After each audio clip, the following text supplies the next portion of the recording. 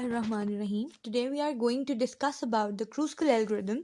इसको हम क्यों यूज़ करते हैं, कैसे यूज़ करते हैं, क्या स्टेप्स हम फॉलो करेंगे और इसकी वजह से आउटपुट क्या आएगी, क्या जनरेट करना चाह रहे हैं हम, इसकी एप्लीकेशन क्या होगी, ईच एंड एवरीथिंग।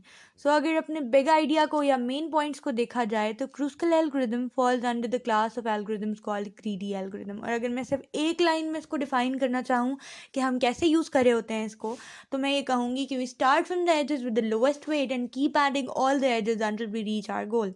यानी कि अब यहाँ पे हम ये भी देखेंगे कि लोएस्ट वेट के एजेस क्या होते हैं, आगे वर्टिसेस आएंगी, वर्टिसेस क्या होती हैं, तो ये सारे कुछ हम डिस्कस करेंगे और फिर उसके बाद देखेंगे कि हम इस क्रूस्कल एल्गोरिदम को यूज़ कैसे कर सकते हैं। तो अगर हम सबसे पहले ये देखना चाहें कि इसकी आउटपुट क्या जनरेट होगी, हम इसको क्या करने के लिए यूज़ कर रहे हैं, तो basically the output, or basically you can say it is used to find out the minimum cost spanning tree। इसकी आउटपुट जो है वो हमारे पास एक रिक्वायर्ड MST होता है, मिनिमम कॉस्ट स्पैनिंग ट्री होता है। ये एक अलग टॉपिक है मिनिमम कॉस्ट स्पैनिंग ट्री भी, लेकिन ब्रीफली अगर इसको एक्सप्लेन किया जाए यहाँ पर, तो हम कहते हैं एक weighted connected and undirected graph कि जिसमें जितने भी एजेस यूज़ हुए हैं उन सब की वैल्यू मिनिमम होगी। कोई भी ऐसा वेट एज यूज़ नहीं होगा जिसका वेट हाईएस्ट हो, मैक्सिमम हो। तमाम लो वेट मिनिमम वेट वाले एजेस को हम यहाँ पर यूज़ करे होते हैं, तो वो एक रिक्वायर्ड MST बन जाता है। तो क्रूस्कल एल्गोरिदम को हम एक मिनिमम कॉस्ट स्पैनिंग ट्री को फॉर्म करने के लिए यूज़ करे होते हैं। अब अगर थ्योरेटिकल पॉइंट ऑफ व्यू से देखा जाए इसकी बैकग्राउंड हिस्ट्री क्या थी, so this was first appeared in proceedings of the American Mathematical Society in 1956 and the very first scientist to use it was Joseph Kruskal, जिसके बाद Kruskal algorithm was used for making any kind of minimum spanning trees, MSTs। तो invention के बाद अगर यहाँ पर हम एक ग्राफ देखें कि जिसको हम आगे भी यूज़ करेंगे, इसी ग्राफ को यूज़ करके इसका एक मिनिमम स्पैनिंग ट्री बनाने की कोशिश करेंगे, तो इस ग्राफ में हम लोगों को पता है कि एक वर्टिसेस होते हैं, एक एजेस होते हैं। जो वर्टिसेस हैं यहाँ पर अगर हम यहाँ देखेंगे ABDCT, all of these are the vertices, और इसके साथ जो यहाँ पे कॉस्ट लिखी हुई है लाइन में, ये इनकी एजेस होती हैं। तो पहली चीज़ जो हमें पता होनी चाहिए वो क्या होती है कि vertices in the graph and the spanning tree should be the same. यानी कि जो वर्टिसेस आपके ग्राफ में हैं वही वर्टिसेस आपके स्पैनिंग ट्री में यूज़ होंगे, या स्पेसिफिकली हम इसको ये भी कह सकते हैं कि जिन पोजीशंस पे आपके वर्टिसेस ग्राफ में मौजूद हैं उन्हीं पोजीशंस पर आपके स्पैनिंग ट्री में भी मौजूद होंगे। अच्छा, जब वर्टिसेस की हम बात करते हैं तो उसके साथ हम एजेस को देखते हैं। एजेस के बारे में क्या है कि जो आपके एजेस होंगे किसी भी मिनिमम स्पैनिंग ट्री के, दे शुड बी n-1। n क्या है, हम यहाँ पे n vertices, number of vertices को ले रहे हैं, यानी कि जो रिक्वायर्ड MST होगा हमारा, उसमें जो एजेस होंगे वो हमेशा 1 माइनस देन वर्टिसेस होंगे। तो हम ये कंडीशन अप्लाई करके देखेंगे after the formation of MST के रिजल्टेंट में क्या होता है। और लास्ट हमारे पास यहाँ पे कंडीशन है that intermediate tree will look like disconnected. Intermediate tree क्या है कि जब हम ड्रॉ करे होंगे अपने मिनिमम कॉस्ट स्पैनिंग ट्री को और उसके दरमियान में हम लोगों के पास किसी भी इंस्टेंस पे हम देखना चाह रहे हैं कि हमारा ट्री कैसा बन रहा है, तो किसी भी इंस्टेंस पे अगर हम देख रहे होंगे उसको, तो जो एजेस होंगे वो बज़ाहिर हमें डिसकनेक्टेड लग रहे होंगे, उनमें कोई कनेक्शन शो नहीं हो रहा होगा अगर हम दरमियान में किसी भी इंस्टेंस पे देखते हैं। बट एट द एंड वो तमाम हमारे कनेक्टेड होंगे, रिजल्टेंट MST में कनेक्टेड होंगे। लेकिन अगर इंस्टेंटेनियस पॉइंट पे देखा जाए, दरमियान में किसी भी रैंडम पॉइंट पे हम देखेंगे, तो वो हमें डिसकनेक्टेड ही शो करेंगे। तो ये कुछ प्रॉपर्टीज़ हैं या यू कैन से कंडीशंस हैं जो हमारे क्रूस्कल एल्गोरिदम में यूज़ हो रही होंगी। अगर इसके बाद चूँकि मुझे पता है कि मेरे जो नंबर ऑफ़ एजेस हैं वो वर्टिसेस -1 होंगे, तो यहाँ पर जो एजेस यूज़ हो रहे हैं मेरे, उनकी भी कुछ स्पेसिफिक प्रॉपर्टीज़ हैं, जिनमें पहली प्रॉपर्टी होती है नो लूप। यानी कि जो एजेस यूज़ करी हूँ मैं, जब मिनिमम स्पैनिंग ट्री बन रहा होगा तो कोई ऐसा एज मुझे यूज़ नहीं करना जिसकी वजह से लूप या साइकिल बन जाए। लूप या साइकिल अगर ट्री में बन जाएगा तो वो ट्री नहीं रहता, वो ग्राफ बन जाता है और हमारा जो आउटपुट रिक्वायर्ड है वो हमें नहीं मिलेगा, तो लूप नहीं बनना चाहिए। इसके बाद सेकंड हमारे पास जो कंडीशन होती है वो ये होती है कि मिनिमम कॉस्ट होनी चाहिए। मिनिमम कॉस्ट से मुराद क्या है कि जो भी एजेस हम यूज़ कर रहे हैं उन एजेस की जो कॉस्ट है वो मिनिमम हो, कोई भी ऐसा एज यूज़ ना हो रहा हो जिसकी मैक्सिमम कॉस्ट है। तो एक इस चीज़ का हम लोगों को ध्यान रखना चाहिए।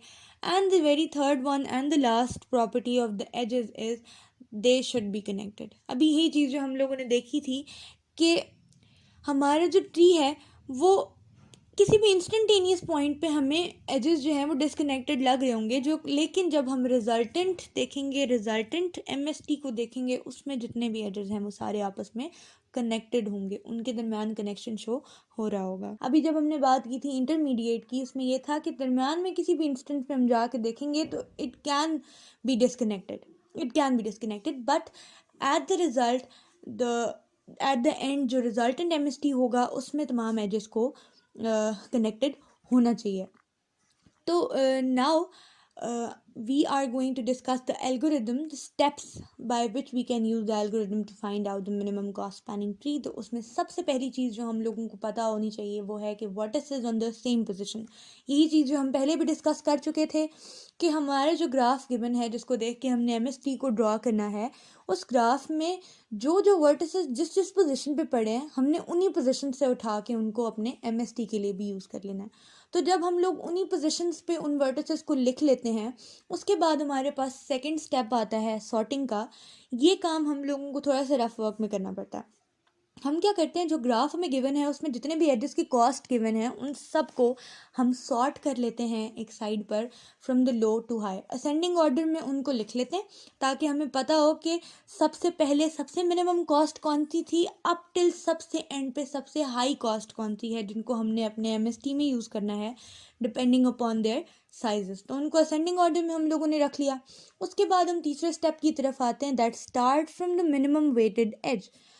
जो सबसे छोटा एज है आपके पास, सबसे मिनिमम कॉस्ट वाला एज है, उससे स्टार्ट करते हैं हम अपने एमएसटी को ड्रॉ करना, और जितने जितने मिनिमम कॉस्ट वाले एजेस होते हैं उन सबको बारी बारी यूज़ करना स्टार्ट कर लेते हैं।